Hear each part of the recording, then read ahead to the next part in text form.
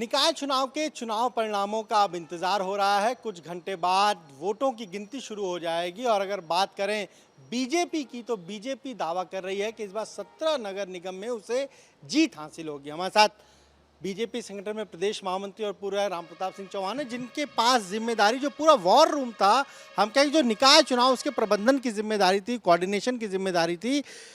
राम प्रताप जी, क्या रिपोर्ट है? अब तो सब जगह चुनाव हो गए, कल नतीजे भी आएंगे, वोटों की गिनती हो, अब क्या रिपोर्ट आप लोगों के पास इंटरनी आई?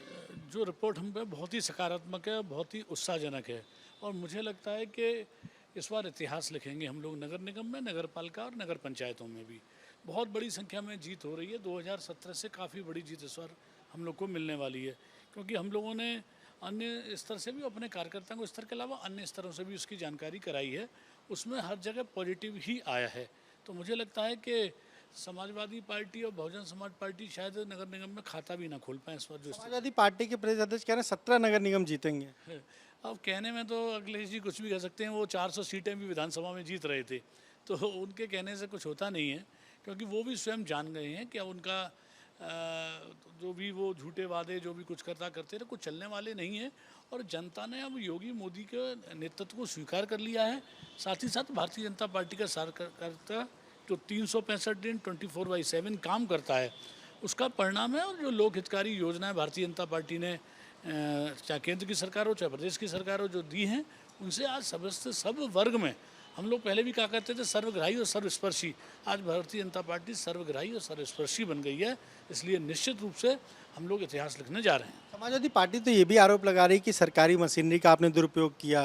जनता तो सपा के साथ है, लेकिन कहीं ना कहीं सरकारी मशीनरी का दुरुपयोग बीजेपी ने किया इस पूरे चुनाव में। कहीं भी एक भी स्थान पर कोई ऐसी सूचना नहीं है कि सरकारी मशीनरी का दुरुपयोग हुआ हो। बिल्कुल निष्पक्ष चुनाव, सरकार की मंशा भी ये थी, चुनाव आयोग की मंशा थी कि एकदम निष्पक्ष चुनाव होना चाहिए। बिल्कुल निष्पक्ष चुनाव हुआ है। अगर कोई सरकारी मशीनरी का दुरुपयोग करेगा तो मतलब एक तरह से एकदम रिकॉर्ड टूट जाएंगे।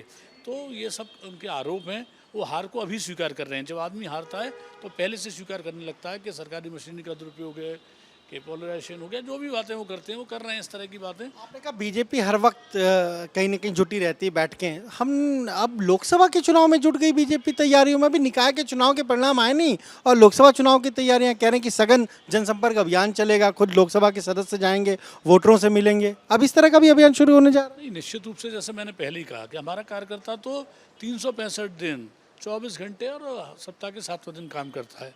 तो जो भी निर्देश दिशा निर्देश होता है संगठन का, राष्ट्रीय नेतृत्व का, उसके हिसाब से फिर प्रदेश नेतृत्व तो निचले स्तर तक सारी बातें जाती हैं। और हम लोग कोई आराम तलब लोग नहीं हैं कि आज हो गया तो फिर कर आराम करें। जो भी संगठन का निर्देश होता है उसको भारतीय जनता पार्टी का कार्यकर्ता उसको प्रयास करता है कि मैं 100% उस पर खरा उतरूँ। अच्छा, ये भी है कि जो कम अंतर से आपने सीटें जीती थी उसकी भी एक रिपोर्ट कोई पार्टी तैयार कर रही है, और ये जो संपर्क अभियान होगा ये कब से शुरू होगा? नहीं, देखिए, अब जो रिपोर्ट हो रही है या नहीं हो रही है ये तो सब केंद्रीय नेतृत्व, तो ये मेरे उसका विषय नहीं है कि, लेकिन हम लोग हमेशा तैयार हैं। जिस दिन जैसा निर्देश होगा, पार्टी के सरकार के 9 साल भी पूरे हो गए हैं, तो जो जैसा कार्यक्रम तय होता है वो कार्यकर्ता उसको धरातल पर उतारने का काम करता है। यानी सांसद भी जाएंगे, राज्यसभा सदस्य भी जाएंगे, पार्टी पदाधिकारी सब लोग जाएंगे, संपर्क करेंगे वोटरों से। आपने देखा ना, भाजपा का साधारण कार्यकर्ता लेके आदरणीय प्रधानमंत्री, गृह मंत्री और सभी राष्ट्रीय अध्यक्ष हो या बड़े जो नेता हों, सभी लोग जब भी कोई काम होता है तो सब लोग उतरते हैं सड़क पर और सब लोग जनता से सीधा कनेक्ट करते हैं। यही कारण है कि भारतीय जनता पार्टी जो जीतती है, हमारे नेतृत्व का भी सीधा जनता से कनेक्ट है। मोदी जी अनेक बार सीधे, चाहे मन की बात के माध्यम से, अन्य माध्यमों से जनता से संपर्क। लोकसभा चुनाव बहुत महत्वपूर्ण है भी, यूपी में 80 का लक्ष्य भी रखा है बीजेपी। नहीं, हम लोगों ने बिल्कुल, हम तो यही चाहते हैं कि जिस दिन परिणाम आए उसका पूरा प्रयास हम करके दिखाएंगे कि जब मोदी जी के गले में कमल के फूल की माला पड़ेगी तो उसमें 80 कमल के फूल उत्तर प्रदेश से हों। एक आखिरी सवाल, क्योंकि आप मॉनिटरिंग भी कर रहे थे और जो ये निकाय चुनाव की पूरी कमेटी थी उसको भी आप देख रहे थे, लीड कर रहे थे, संयोजन का काम था। अब आपके दिल की धड़कन कितनी बड़ी है? क्योंकि सब लोग इन्वॉल्व हैं, लेकिन हर दिन रिपोर्ट आप लेते थे, रिपोर्ट आप ऊपर तक देते थे, तो आपके दिल की धड़कन कितनी बड़ी, कल नतीजे आएंगे? नहीं, कल जब चुनाव हो गया उसके बाद हम लोगों ने जब जानकारी करी, चैन की नींद सोए हैं और अभी आए हैं। आप मेरे चेहरे पर देख सकते हैं, कोई तनाव नहीं है। हम लोग की दिल की धड़कन बिल्कुल सामान्य है और हम लोग निश्चित रूप से जीत को वर्ण करने जा रहे हैं। तो ये आपने सुना, क्या कहना है बीजेपी प्रदेश महामंत्री रामप्रताप सिंह चौहान साफ तौर पर कह रहे हैं कि जब नतीजे आएंगे बीजेपी के पक्ष में आएंगे। और बीजेपी 365 दिन काम करने वाली पार्टी है। एक अभियान खत्म होता है, दूसरा अभियान शुरू हो जाता है। समाजवादी पार्टी के आरोपों पर उनका कहना है कि जिसे हार दिखती है वो पहले इस तरह के आरोप लगाने लगता है। कैमरा जीतन के साथ अनुभव शुक्ला, एपी गंगा, लखनऊ।